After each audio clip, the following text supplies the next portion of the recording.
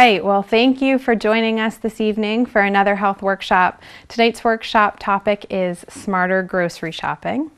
And as you know, our weekly workshops are designed mostly for patients of our office, but every month we do one workshop that we open to public and guests, and we also are putting it now on the cable television station. So we want to welcome everyone at home as well who will be joining us tonight for smarter grocery shopping. If you have a grocery list, your latest grocery list, I want you to go ahead at home and grab that so you can have it with you, because as I go through some important things that you're going to want to look at your next grocery shopping trip, I want you to be able to compare that grocery list that you have in your hands with some of the things that we talk about tonight. And I know my hope for you is that you'll be able to make one or two small changes that are going to make a difference in your health and your family's health by what we talk about tonight. And it's always about baby steps. I will give you lots of information tonight. And I remember back when I was training for marathons, I didn't say one day I wanted to run a marathon, and the next day I was out running 26 miles. It took months of training. It took baby steps of boosting up that mileage to get to that point. And we tell all of our patients, all of you, it's just like that with your health in all aspects. It's baby steps. So you're going to make small changes on a regular basis. Every week you're heading to the grocery store. See if you can tweak it a little bit with some of the things you're going to learn tonight. But understand that you may not go to the grocery store and change everything, change all your habits that you may realize aren't the healthiest habits. It's always about small improvements over time that make the biggest difference and life changes as you go. So hold on to that grocery list, and we're going to go back to it at the end of our workshop tonight. You know, just this past weekend, we were attending a birthday party with one of my children, and one of the snacks, or many of the snacks that were going around, had a particular ingredient, I'm going to talk about it in a moment, that I noticed we avoid in our household. It's an ingredient that we typically will not have, that we try to avoid as much as we can if have it at all. Because I've found that it's had some significant health implications, particularly for children who may be diagnosed with ADHD or ADD. We'll talk about that in a little bit. And so, but I also know it has other health implications for adults and children, so we avoid this particular ingredient. And my son had one small piece of this treat, and then we stopped it there, and I was just kind of mentioning to the mom, you know, we typically don't have this ingredient, so I let him have a little treat, but we want to hold off on having this. We just don't have this. And she said, "Oh wow, have you seen a difference?" So immediately this mom recognized and knew that this particular ingredient, she knew had some negative health benefits. She was already asking me, had I seen a health difference in my children? And I said, well, I really haven't seen a health difference, I would say, but we just know it can have negative implications. We want to avoid it just because we choose to eat healthier, not that we'll see a difference right away. We choose to exercise, not that we see a difference right away, but we know these choices over time will make a healthier us. So I said, well, I haven't really seen a difference, but we just know that our bodies are healthier if we avoid it, so we just avoid it. Then we got into a really interesting conversation, which I'm opening up with because it may be some of the concerns or some of the questions that are going through your mind right now. She said, I wish we could eat a lot healthier, but I'm not really sure how to avoid some of the things that we eat. I know a lot of the things that we eat have these ingredients in it. I wish we could avoid them. The next comment she made was, it's so expensive for working families to try to eat healthier. The foods are so expensive. And then lastly, she brought up some of just the general health concerns she had for her kids. These are common concerns, and concerns that I think are really important, and I think a lot of us share them. So tonight I also want to tackle those concerns too. I want to talk about some healthy choices that you can make. I want to talk about things that you can avoid simply to choose healthier options. And I want to show you by what you're going to do with your grocery lists that you can actually end up saving a heck of a lot of money by making some of these changes too. So These are going to be the things that we talk about tonight, and these are the things that you're going to take away from this workshop tonight. We know that what's marketed to us in the food industry is in the billions. They'll spend over $30 billion a year to market food products to us. They spend a lot of money marketing food products specifically to our children. You'll notice that you'll see familiar characters when you're going down the aisle on the boxes and on the cartons. You'll see bright colors. You'll see strategic placement of things. So if you're pushing your child in a grocery cart, take a look at what's eye level for that child in the grocery store, and 9 times out of 10 it'll be something bright and cheery. It might have a character that they recognize, that they can connect with, and they may ask you if they can have that product. So these things are strategically placed. It's really important to understand and to be able to navigate around this and choose healthier options, not based on the visual of what you're seeing, but based on what you know to be healthy and what you know to be unhealthy. And the reason that we talk about this in our office is because we really want to look at the whole person. It's not just about one specific thing that can make a person better. There's many avenues you have to pull from to have a totally healthier lifestyle. And as patients will tell you, we need to look at all those aspects, and we need to take baby steps and make baby changes in all of those areas to really make a health difference, because that's what it's about. If we're just patching things up, that's not going to make a difference in your overall health and in your life. What's going to make a difference in your overall health and your overall life is if we can teach you these things, and if we can help you implement them in all the aspects of your life to make a huge difference. And so tonight we're talking about smarter grocery shopping as one of those aspects that can build a healthier you, build a healthier family. So the first thing we talk about is how to navigate around the store. Sometimes you'll hear things like avoid fillers that are in certain packaged products or processed foods. A lot of the fillers can be unhealthy. Kind of think about that in the grocery store too. If you think about what's along the outsides of the grocery store, you have your produce, you have your proteins, those things are the healthier options to choose from. And the fillers aisles are really generally a lot of the fillers. They can be the packaged foods, the processed foods, the sodas, the chips, the cookies, and those things. Is it the end of the world to have 1 or 2 of those things once in a while? Of course not. But we want to stay on the outskirts of a grocery store and fill our carts with those types of foods versus filling our carts with the filler aisles, the inside foods, which are generally the foods that have a lot of the ingredients that I'm going to talk about, which we're going to look to avoid. So avoid those. When you're reading recipes, or rather when you're reading ingredient lists, understand that typically they will start with the ingredients that they start with are the ones that are the largest in that specific recipe. And as you go through the ingredient list, they're using that particular ingredient less and less. So what you'll notice is the order of those ingredients in the recipe, in that packaged product, whatever it might be. The first 1, 2, or 3 are really what the majority of that particular food is made up of. So if you're avoiding some of the things that I'm going to talk about, and you see them as a 1, 2, or 3 listed in the ingredient list, you probably want to stay away from those. Go by yourself. I'll tell you a story that I have 4 children. I have a 1-year-old, a 3-year-old, a 5-year-old, and a 7-year-old. I rarely go to the grocery store with my children. Every once in a while there's a crisis and I have to take all 4 of them to the grocery store. And if you're a parent with small children, you will know this situation. We had a major meltdown by aisle 5. It was a catastrophe. Everyone in the store knew we were there. There was screaming, there was hitting, there was pushing, and it was a disaster.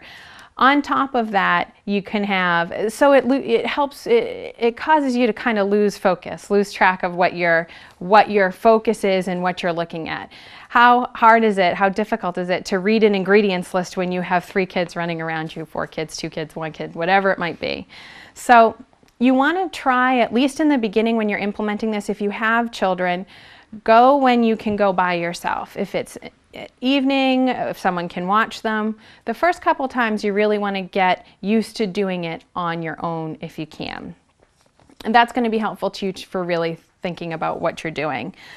On top of that, if you're trying to make some changes and you have children who are really used to certain particular foods that we're going to maybe mention today to avoid, you probably don't want them there for that, because you might be avoiding some battles of them wanting those particular foods and you trying to avoid them. One of the key things we talk about is if you have someone, let's say, who's recovering from a heart attack, they can't recover from that significant health impact that they just went through alone. If they have a family that's sitting around them eating fast food and pizzas and burgers and whatever it might be, and they're implementing new healthier changes, how long can that really last? The more support you have, and we say it in our office all the time, healthier families stick together. Families that get involved in healthier activities stay that way. They're more likely to have those changes together. So it's no different when you're doing this too. You really want to have the whole family making some of these changes together. For instance, you can't buy soda and keep it in the house and tell your kids not to drink soda. That's a common one that I'll see or hear. If someone's drinking a soda saying, no, you can't have this, to a child, that can be a conflicting message. So you pick and choose what's going to be important for you to start avoiding.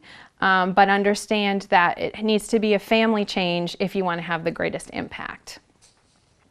Go after you eat. This one seems sort of simple, but usually we're running to the grocery store when we're starving and we need to grab something last minute and we forgot about dinner, whatever it might be, and we're running there and we see, 10 extra things that we never meant to get because we're just so hungry we want whatever it is.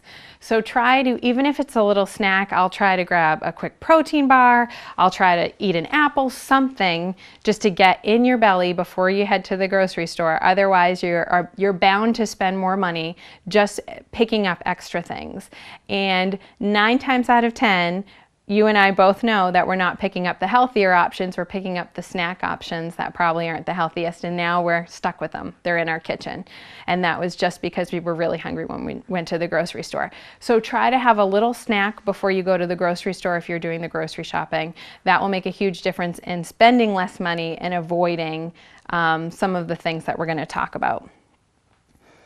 So I want to talk about, now that we kind of understand how to navigate through a grocery store, how to prepare for going to the grocery store, I want to talk about, once we're in a grocery store, first let's talk about things that we want to avoid. I think that's easier. When we're talking about making those baby steps, those tiny changes, when we're talking about that, for me, I feel like it's easier to take away 1 or 2 things that I probably want to avoid rather than to try to add things that are healthier and take away things that aren't healthier.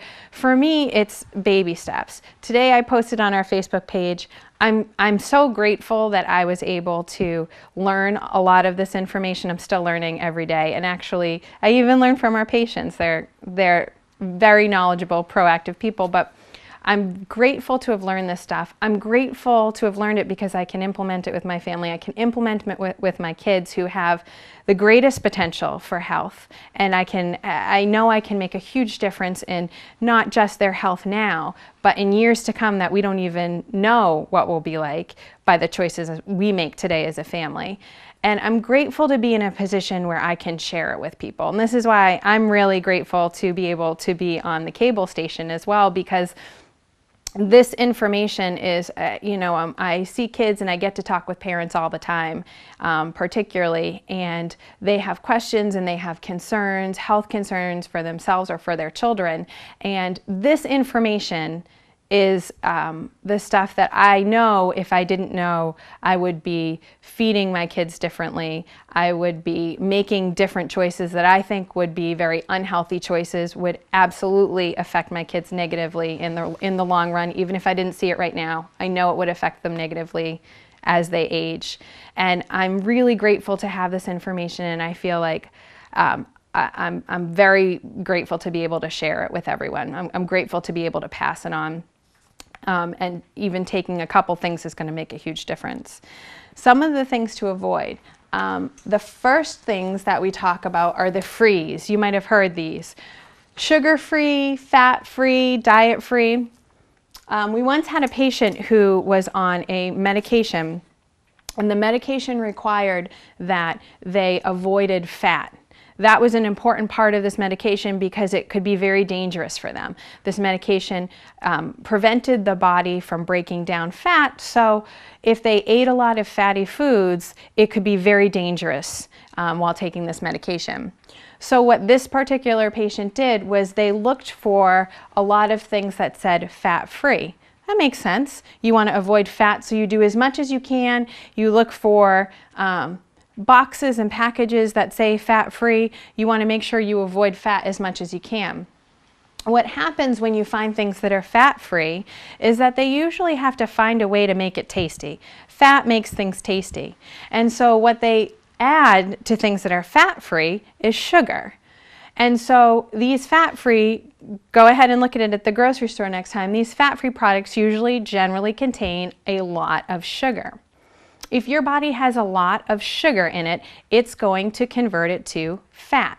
So what happened to this patient is they would get their blood drawn to check to see, to make sure their fat levels in their body, and there's different types of fat that we can look at in your blood when we're doing lab work. And they looked at these particular types of fat in the blood, and it was very, very high. And the patient didn't understand because they were eating fat-free everything. And so I helped them understand fat-free usually means loaded with sugar. Your body converts sugar to fat, and you might as well eat a whole bunch of fat. This is really important to understand when you see things like sugar-free, fat-free, diet. If you drink a lot of diet soda, I'm going to talk about that in a little while. But if you're looking at these things, what's really important to understand is there has to be a substitute for what they take out to make it look good and to make it taste good. And what they generally substitute for that are things that are very unhealthy. We love doing science classes, and one of the things that we love to put up is a picture of a hamburger, a tasty hamburger from a local fast food, and a nice thing of fries right next to it. And we show the students this and we say, doesn't this look tasty? Oh yes, we eat that, that looks delicious. And then we pull off the bar that's underneath on the PowerPoint, and it shows that it's like 70 days old or something 60, 70 days old of just sitting there. You'll see that a lot of our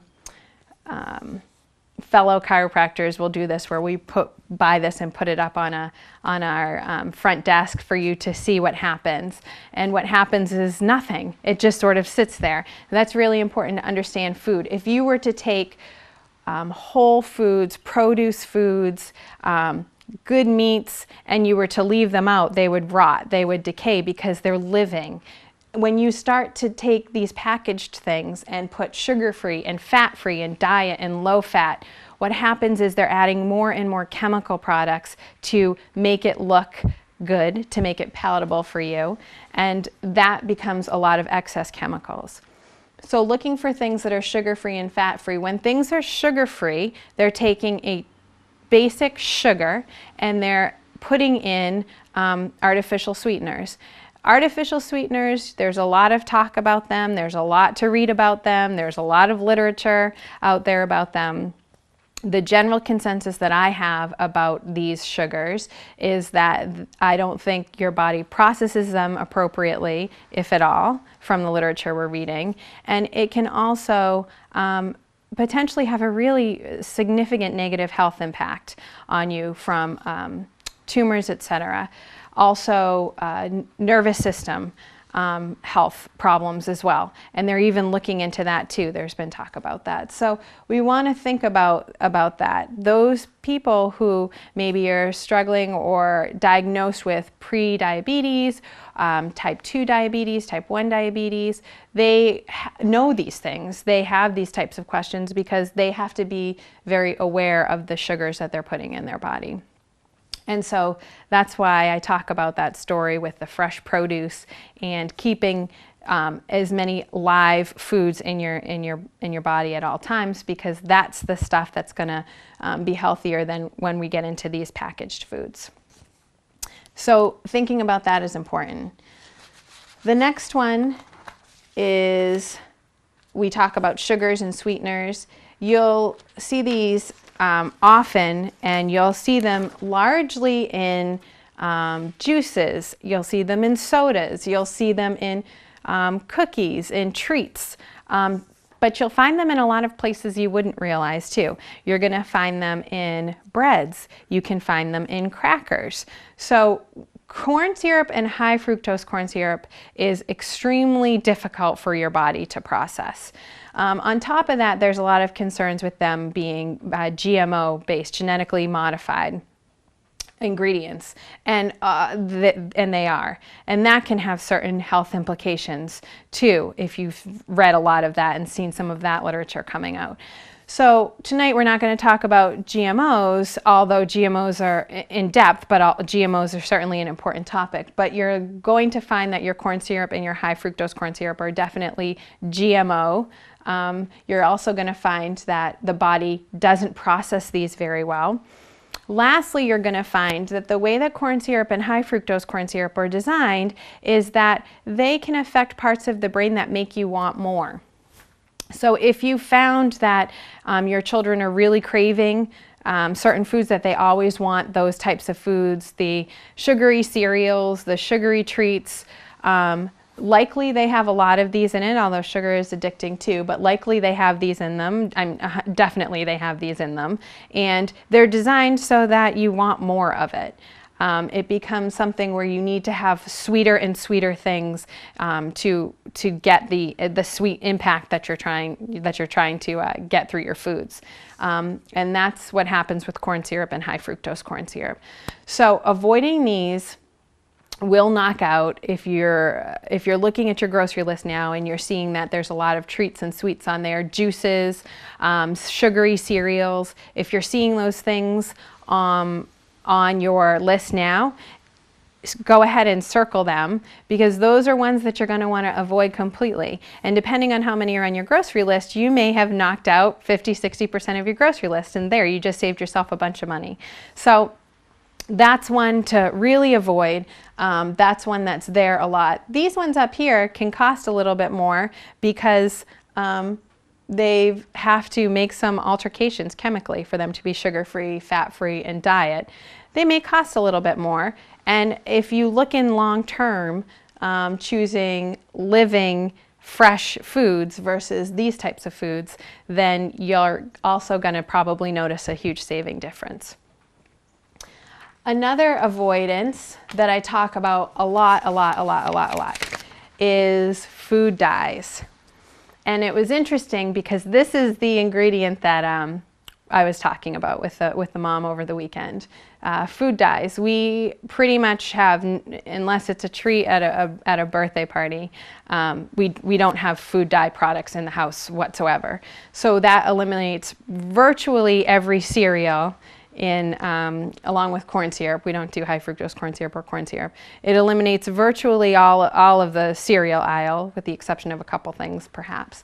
It eliminates virtually the entire cracker cookie aisle, with the exception of a couple things. It absolutely avoids the entire soda aisle. We don't even look at that.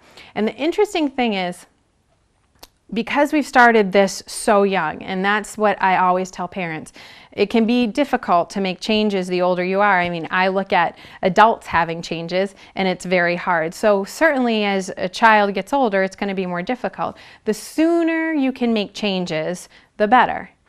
So the sooner you can start to make these changes, especially if you have little ones, the better.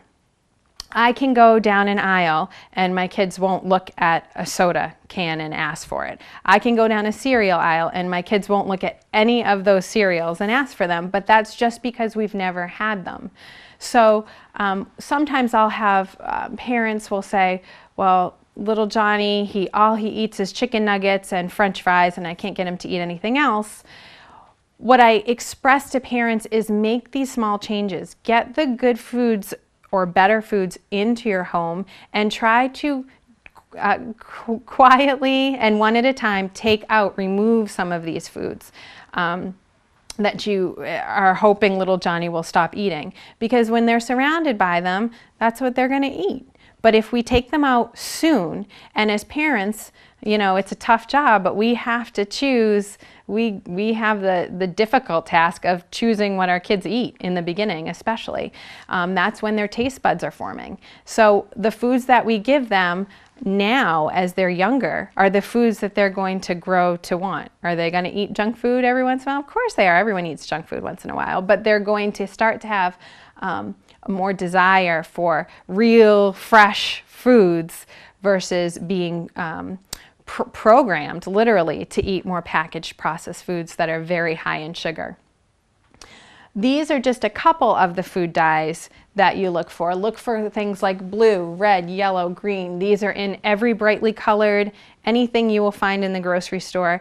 And if you can avoid anything, and if you just pick one, whether it's corn syrup, high fructose corn syrup, or you pick food dyes, I guarantee you will knock out virtually every piece of junk food that you could think of. Circle what you suspect on your grocery list might have some of these ingredients in it, and then go look in your kitchens when we're done tonight and take a look and see what you have. Food dyes, many of these food dyes are banned in Europe, but they're okay here. One example I have is McDonald's strawberry shake. A McDonald's strawberry shake in the US has strawberry shake syrup, which is essentially just red food dyes. In Europe, it's real strawberries. Nutri-Grain cereal bars. Nutri-Grain cereal bars probably have a ton of high fructose corn syrup in them. I don't know for sure about that one, but I can tell you that the filling that they use for something like a strawberry cereal bar is red food dyes. In Europe, it's real fruit. And so we have to be, as consumers, very aware, and we have to read these ingredients and understand what we're putting in our bodies, because we're the only ones who are going to be on the defense for what we're eating. There's no one else looking out for you, and it's certainly not the makers of these things. So understanding these things are huge. Why did Europe, the question of why did Europe ban these food dyes? There's been a number of studies linking food dyes to hyperactivity. And if you'll notice in this country, the diagnosis of ADD and ADHD is skyrocketed in the last decade or two. A lot of the education that we'll give our parents here and the children that we see with this diagnosis, among other things that we have them make differences in and changes in their diet, is we have them avoid food dyes. This is huge. If a child starts a day with a sugary cereal with high fructose corn syrup and food dyes, it's going to be very difficult for them to process that and have a day that's healthy and focused and ready to go. So it's something to be really concerned about and really aware of, because this is the stuff that's getting marketed to our kids with all this junk in it. And this is why the New England Journal of Medicine states that children will our generation of children will be the first not to outlive their parents, because it's some of these choices that we're faced with, and we have to make these changes for our children. This is a big one. So what to look for? I talk about going to the outskirts of the aisle. The more you can fill your grocery cart with fresh produce, the better. Some people will say, my children eat lots of fruit, but it's more difficult for them to eat veggies. Get veggies in them as much as you can. We do a recipe swap here. You can do that with your friends. Smoothies are great to put in a bunch of veggies. We do that all the time. You've got to find ways to get more veggies in there. Fruit is good. It's better than the alternative for sweetness, but it also has a lot of sugar in it. So if children are only eating fruit and lots of fruit, that can be a problem just as much as if we were just having those packaged items. So veggies are really important. Meats, I always talk about the more local you can get your products, the better. The more local you can get your produce, the more local you can get your meats, the better. We have some great resources in this area for local meats, local dairy, local produce, and the more you can get that food close to home, the better. It's going to be healthier, it's going to have less of a travel, it's going to be less medicated. Most of the foods that we get, the meats that you'll see on the general consumer route, such as restaurants and grocery stores, a lot of that is heavily medicated meats. I always tell patients, know where that stuff is living, know how it lived, know where it lived, was it compacted, did it have a lot of medications to it.